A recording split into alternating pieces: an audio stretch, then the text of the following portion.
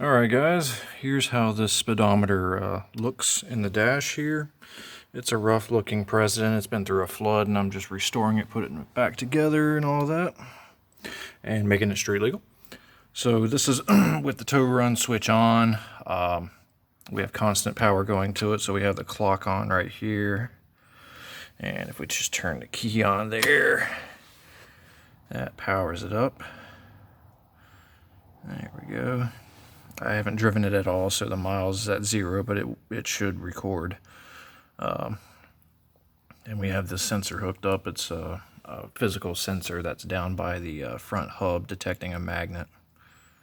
So here's a little bit about it. It's a good looking device.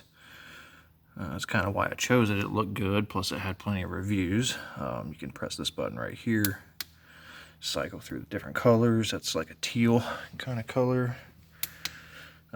Purple, yellow, I think that's just a generic white, and dark blue, a green, and a red, which I especially like for some reason.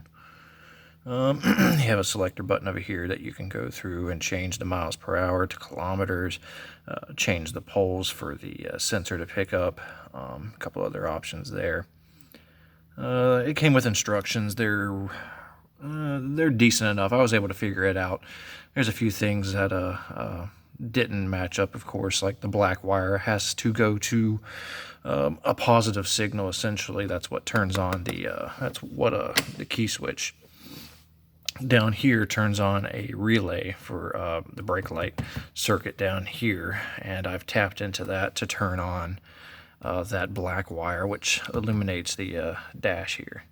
As for my constant power, the constant power on the red wire is coming off of the constant power on the headlight switch down here.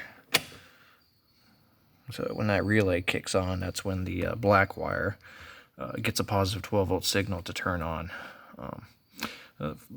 Most of the signals that require a ground, they're all sharing a common green wire.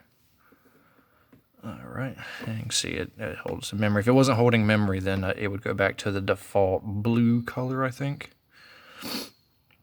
So, there it is. Looks pretty good. I had to measure out a spot for a hole to be drilled over here on this side, as well as that side, and then there's a bigger hole drilled somewhere closer to this side over here. And then drill through a little bit of the plastic that's behind this trim piece. You can't see it, everything gets concealed by the trim piece, and then run along the plastic vein underneath the hood there. And then that all comes up from behind the headlight and into the dash area right here. So there we go. It's not too bad looking. It's you can see it relatively well back here when you're in the driver's seat. Don't know how well it actually works. Pretty good. Yeah, so it's not really any blind spot. You can see it pretty damn well. And it looks pretty cool, so there you go. That's got my recommendation so far. All right, enjoy.